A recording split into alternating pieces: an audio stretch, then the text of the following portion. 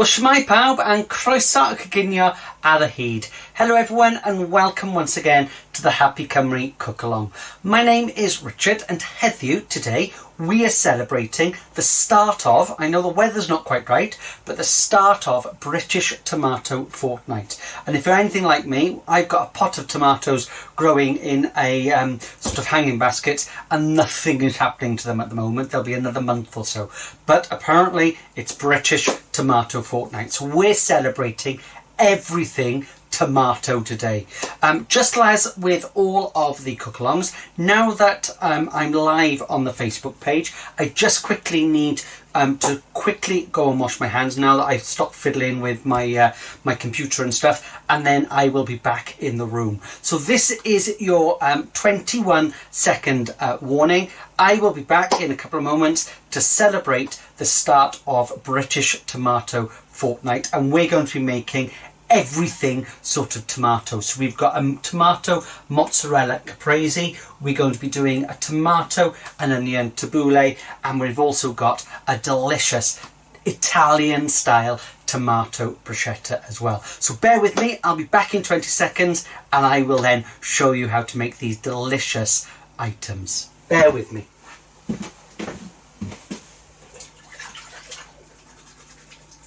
Well, Prynhawn da, if you have just joined us, I'm just quickly washing my hands and then I will be back in the room.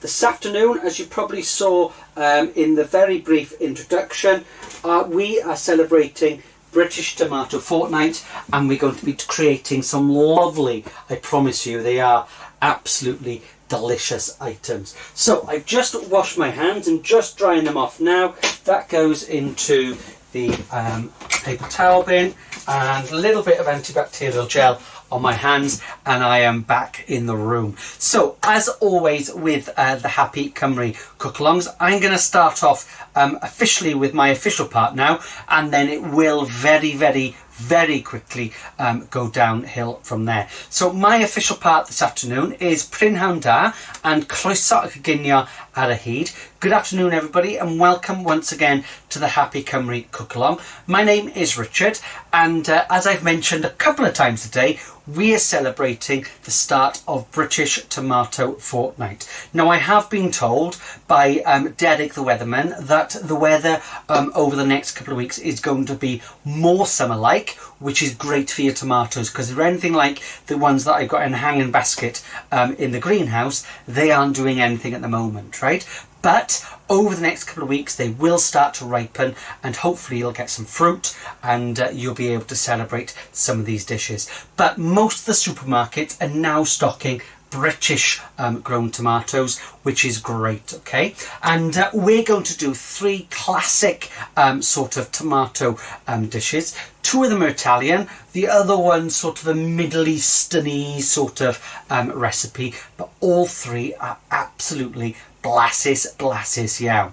Now then, I'm going to start off by demonstrating a really quick tomato mozzarella caprese, which is that classic sort of Italian sort of salad. And I'm hoping that if I click my button just there, yes it has, the recipe card for our mozzarella caprese has just come up on the screen, and you'll be glad to know that if I just click on that button I've got it on a big screen just there, right, because my eyesight isn't as good as it used to be. So you can see that to serve 2 to 4 people as a little starter sort of salad, as a lunchtime salad maybe with some ciabatta on the side, you have got 2 to 4 tomatoes, right, depending on how hungry you are, and you have then got some mozzarella. Now then, I'm using just a ball of mozzarella. I got this cheap in the supermarket over the weekend, ready for today. And what you'll find with this sort of tomato mozzarella, it's quite a stringy sort of cheese, right? But it does come in a liquid, right? So you just need to drain that off just as so. And then you can start using this lovely mozzarella just there. So I'm just going to drain that off and pour that into my little compost bin just there, and we'll sort it out afterwards. And you can see that you end up with a ball of mozzarella just like that, right? And the key when you're making mozzarella caprese is that it looks like the Italian flag, right? And I was watching sort of Eurovision on the weekend, and I know there's green, there's white, and there's red, right? Which is basically the combination of the salad that you are going to do, right? So what we need to do is, for our tomatoes and mozzarella, we need to cut them into thinnish sort of slices. So you can either, for safety, I would be suggesting that you put the tomato down on the chopping board. However, if you don't want any of the seeds to fall out, if you put this what is that? The stalky bit, right? The dot of, I can't get my words out this afternoon, right? Put that on its side, and if you do it at its side just like that, the seeds of your tomato won't fall out. It's great, right? If you do it the other way, they're more likely to fall out. So we're just going to cut it down just like that, and you're looking for about a half to a quarter sort of centimetre in thickness, right? And I'm going to use those bits sort of afterwards. So I'm just going to do 2 this afternoon, because I've got a small plate to show you. So just cutting those bits down just like that. I can put that flat on the surface, and I can remove that bit just as so, and then I've got those little bits just there, right? So I'm just going to do a small side salady sort of one this afternoon. So that's my tomatoes just there. For my cheese, what I'm going to do is I'm going to cut him in half just like that, and I'm just going to cut it into nice little slices, right? So you're looking for half semicircle sort of shapes, right? And whether you're using this cheese or mature cheddar cheese, the recommended daily amount of cheese that we should be eating is that 30 grams, right? So the thinner you can slice this, right, the better, right? And obviously this is a mild cheese, so you'll want to use more of it, but try to be not to be tempted to use too much, right? So I've got that just there, and literally all that we're going to do is I'm going to fan these out around my little plate, and traditionally, okay, it would be in a round just like this. So that goes on, and we'll worry about our sort of basil in a couple of moments. Pop that bit on just there. I'm hoping I've got enough slices of tomato. I think I have, and I've got one piece just there, and I might just have to pop that bit in like that, and then I can pop my final little bit of cheese in just like that. So you can see that you're starting to get those lovely sort of colours. If I was having this maybe as part of a packed lunch, I often do it in a little sort of pot, right, where you layer it up in the pot with basil in between. Now the key with making this recipe is that you want that lovely little bit of basil. I'm going to take that bit off just there, because I'm going to use that for decoration afterwards. And with basil, right, I always describe basil as, or should I say my West Walian friend describes basil as Cowan Lush to start with, but also more importantly, it's very poody, right? It's very moody and poody. So as soon as you chop basil, it will go black. So what you want to do with basil is just tear it, and you're less likely to get that bitter and the leaf going black, right? So I'm just going to tear those bits up just as so, right? And then we can start to pop the basil in between our little tomatoes just like that. So you're starting to get the colours of the Italian sort of flag, right? So that goes on just as so. Make sure that you've got lots and lots of basil, okay? And then I have got a little bit of a dressing to go on, so I'm going to pop those bits just there. I might use those basil leaves afterwards. You can see that this room is starting to get a little bit hot, right, because the basil leaves are starting to wilt over. They've only been out for the last 5 minutes, right? But we're going to add a final little bit of flavour, and for our flavour, what we have got is we're going to do a balsamic sort of garlicky sort of dressing to go over the top, and I promise you it's absolutely cowing lush. Now then, with that, as you know, when you're making any sort of dressing, the simple rule that you need to follow is it's 2 parts oil to 1 part vinegar, right? So I've actually got some British rapeseed oil rather than extra virgin olive oil. This is British rapeseed oil, so it's again high up. It's the same sort of goodness that you get from extra virgin olive oil. However, okay, it's a little bit cheaper and it's also British. So I'm going to do 4 dessert spoons just like that, and you can see how golden that was, right? And I bought this from one of the discount sort of supermarkets, not expensive. I think it cost me about £1.50. I wouldn't necessarily use that for frying or for cooking, just for dressings, right? So save it, as I tell people, for special occasions, right? Then I've got my balsamic vinegar just here, so I'm going to add 2 spoonfuls of my cheapy balsamic vinegar. Again, I got that from one of the discount sort of supermarkets. The last thing that I've got is I've got a little bit of black pepper. I've got a little bit of garlic granules, so that's going to add my little bit of flavour, about 1/4 of a teaspoon of those. 1/4 of a teaspoon, not a huge amount, right? A really small amount of salt. And I don't add salt very often to recipes, but you need it to bring out the flavour of the tomatoes, right? In actual fact, I am going to pop on some black pepper onto there as well. Then literally all that you're then going to do is just shake that up just as so. So I always do it in a little pot, just like that. And then you've got your little salad dressing for lots of other things, right? So that's my little salad dressing. I'm going to pour a little bit of that over the top of my little tomato caprese, just as so. Pop a little bit in the centre, just as like that.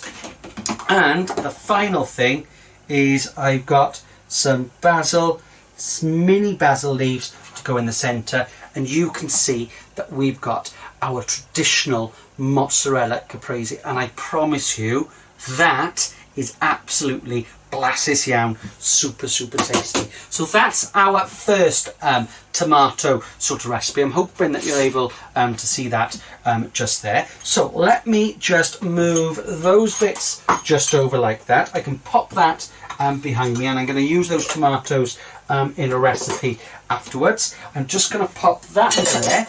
I'll be back in a couple of moments, but whilst I am quickly washing my hands and wiping my chopping board over, I'm going to remove that recipe card.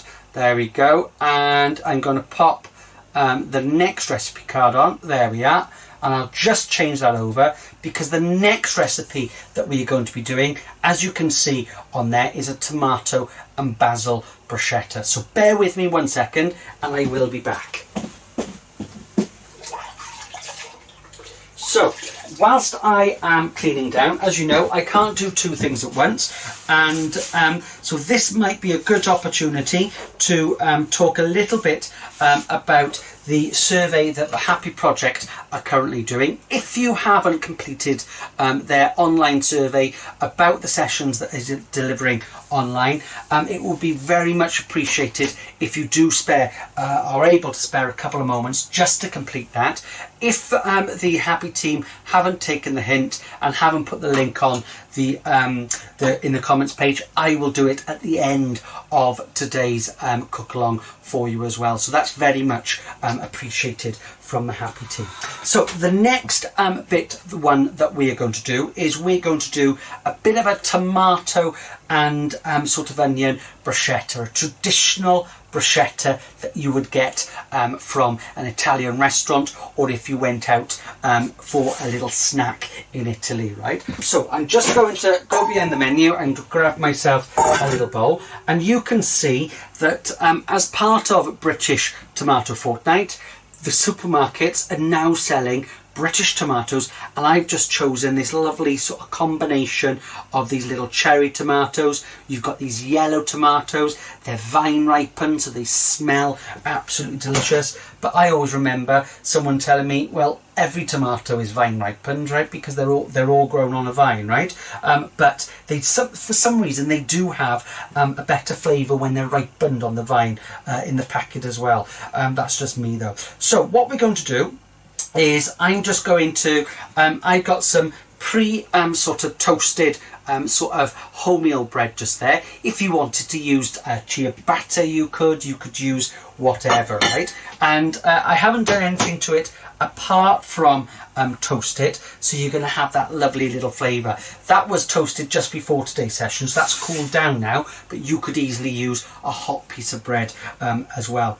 And what we're going to do is we're just going to cut these tomatoes into little quarters, right? And whenever I'm doing this, right, this little tomato salad, I don't particularly worry about what shape you cut it into, right? You cut them into quarters, but it could be roughly sort of cut into quarters, so you get in all these little different sort of textures. Notice while I'm doing this though, I am trying to keep to my bridge and claw, right? And that's particularly important if you're a younger person cooking along with me today. So I'm just cutting those bits down just as so. I've got 1 and 2, and I'm going to pop those just into here. Now I often have this, particularly in the summer when it's real tomato sort of season. I have this as a little salad with bread on the side when I'm out and about, right? And it's the best salad ever, right? Because as you let it heat up, it just brings out all the lovely flavours, right? So I've got those just in there. To that, I've got half a red onion, which I've already finely chopped. I can then add loads and loads and loads of basil, right? So with my basil, as I said, it's easier and better with your basil if you chop, sorry, don't chop it, but tear it rather than chopping it, right? You get a better flavour if you tear it, right? And if you've got kids in the house, nothing better than rubbing this in your hand and then smell it on your fingers is absolutely fantastic, right? So I'm just going to pop those bits just into there. Then I'm going to go back to my little balsamic dressing. If you remember, there's balsamic vinegar, rapeseed oil, there's that little bit, tiny amount of salt to bring out the flavour, 1/4 teaspoon, black pepper, and that garlic sort of granules. Going to give that just a little mix just like that. You only need a small amount, right? So I'm just adding 3 teaspoons of that, and I'm just coating everything with those lovely flavours. And the longer you can marinate it, the better, right? So as I said, I would have this as a lunchtime sort of salad, and I would quite happily leave that for a good half hour, right, until it's developed all those flavours. But what we're going to do is I'm going to serve that straight on this bread just as so, and allow the tomatoes to fall off if they wish, right? That's because that's good sort of presentation. You've got that just like that. The final thing is you could add a little bit of mozzarella, but I love feta cheese, and I had some feta cheese left over from one of the sessions that we did last week. So I'm just going to crumble over a little bit of feta cheese. I'm going to give my hands just a little wipe over, and a final little bit of sauce just goes on top, a little bit of black pepper, and you have got the most, and I promise you it's probably one of my favourite dishes, right? The most delicious, easy tomato bruschetta, right? So delicious, it is unbelievable, right? So you've got those two just there, and just look at those lovely colours, right? Just brings out just summer on a plate, right? The last thing that we're going to do then is, as I said, it's a whistle stop of tomatoey sort of recipes today. I'm just going to move that just behind me, and I can pop that and try and keep things nice and tidy underneath. So let me just change remove that recipe, and I just need to pop the next recipe on. And as you can see, we're going from Italy now right over to the Middle East, right? To places like Lebanese food, Lebanon rather, and to make our tabbouleh, right? And I absolutely love tabbouleh, right? And tabbouleh is, as you can see just on there, I'm just going to change my recipe card so I can see it a little bit better, is tabbouleh is made traditionally with bulgur wheat, right? And bulgur wheat is a type of gluten, okay, is a type of wheat, and it's grown and then dried, and it looks a little bit like couscous, right? And you can see if I hold that up, it's just cracked wheat, right? So it's wheat that's been dried, and then they crack it, and you end up with this delicious bulgur wheat, right? Really, really healthy for you. A great source of protein, okay? And it's really, really good, right? Now, when you cook it, there's lots of different ways that you can cook it. I often do it in a jug, right? And as you can see, the recipe card tells us that we need, or the recipe card there tells us that we need 100 grams, right? I've already done this for you. So all I did was I put 100 grams of couscous into my little bowl, just like, or my bowl or my microwavable dish, right? I then poured enough water just to cover it, and the same amount again, right? It can either be cold or boiling, right? I used cold today and then just heated it all up in the microwave for 5 minutes, left it for 20 minutes, and you end up with your bulgur wheat doubling in size, right? And you can see that it's now lovely and fluffy, right? And it's absolutely delicious. It's amazing how much it absorbs all that liquid. Now then, before I pour that just into there, I just want to make sure that there's no water left. So I'm just going to pop that into my little sieve, because there may be some water left right at the bottom. And I'm just going to give that a really good shake, just as so.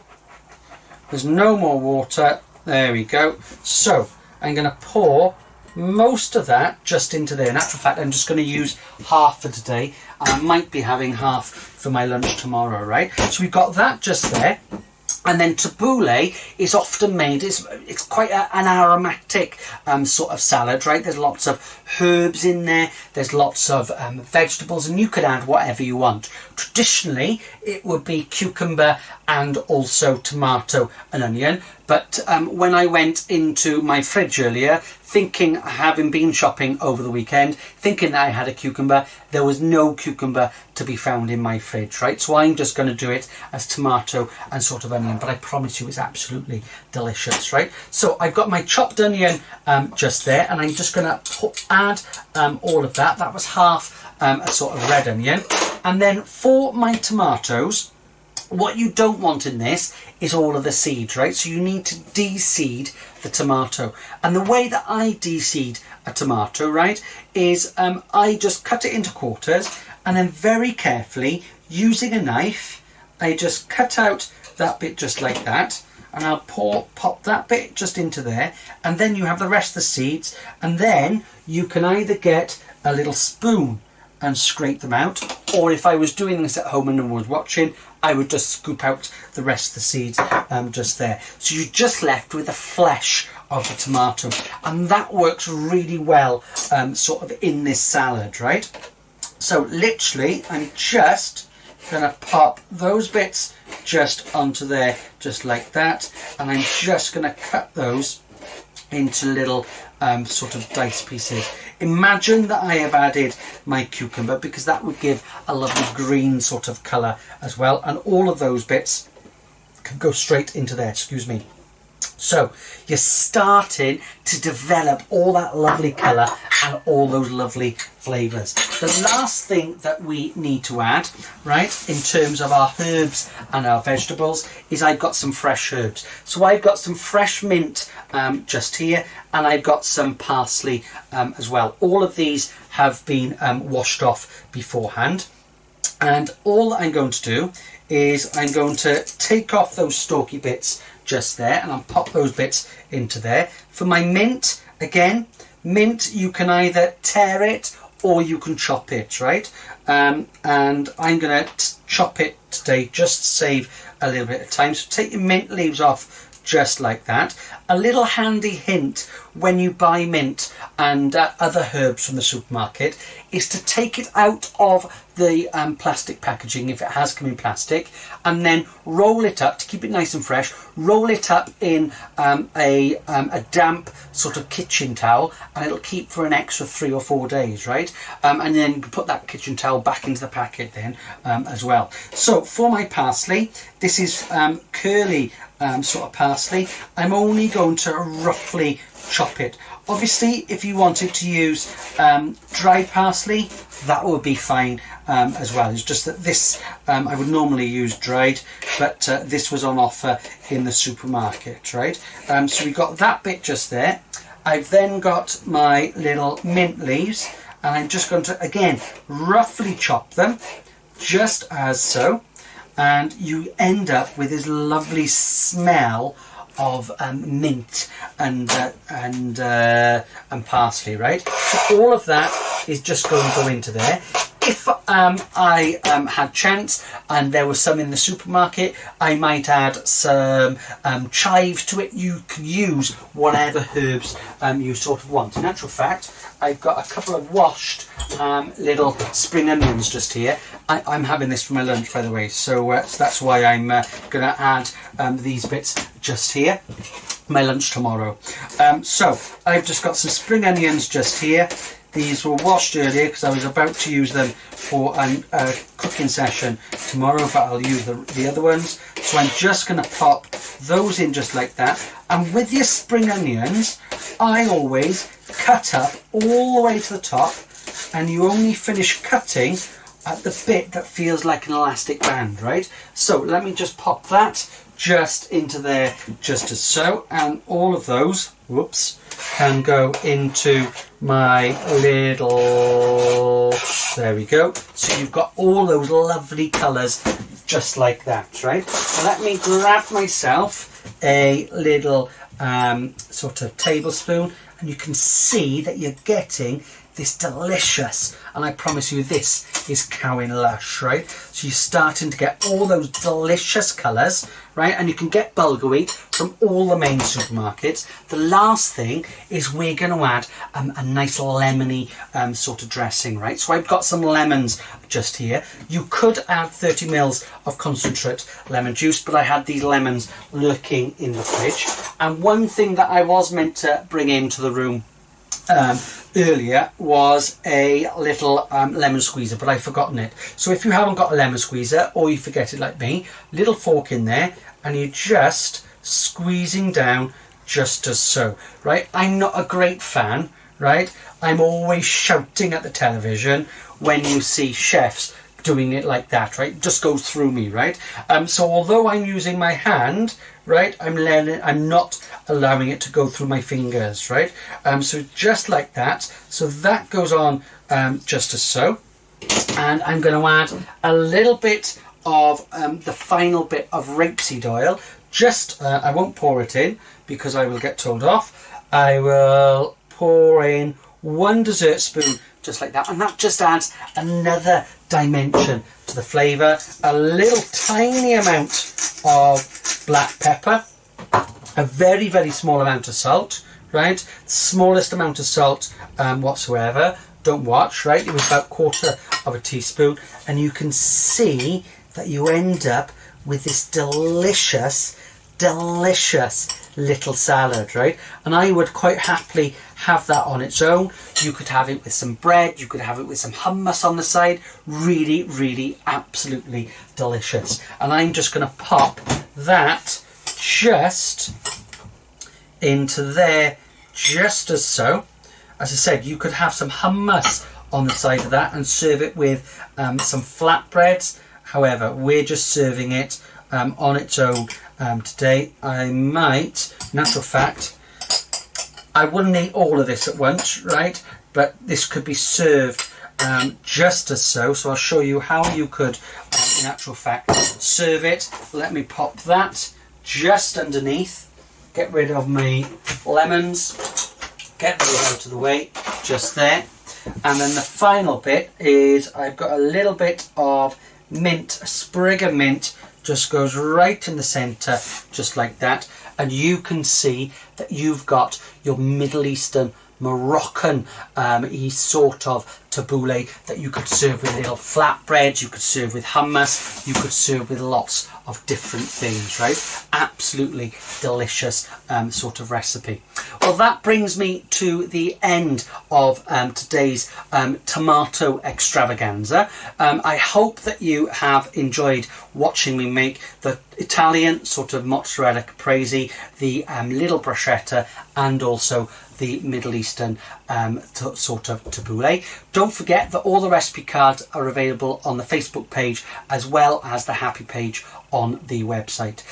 I will be back on Thursday where we are going to be celebrating, and I promise you it is a proper day, International, yes, International Hamburger Day. So we are going to be doing a muck cook along happy hamburger meal with our wedges and with a lovely smoothie as well. So that's Thursday session, and as always the recipe cards will be available just beforehand for you as well. So diolch yn fawr, thank you very much for watching today. I hope that you have enjoyed our tomato extravaganza. I can't quite choose which dish I'm going to have now and for my evening meal. I might be having a little bit of this with some hummus in the next 10 minutes as a little snack before my evening meal. So diolch yn fawr iawn, and I will see you very, very soon. Coginio hapus.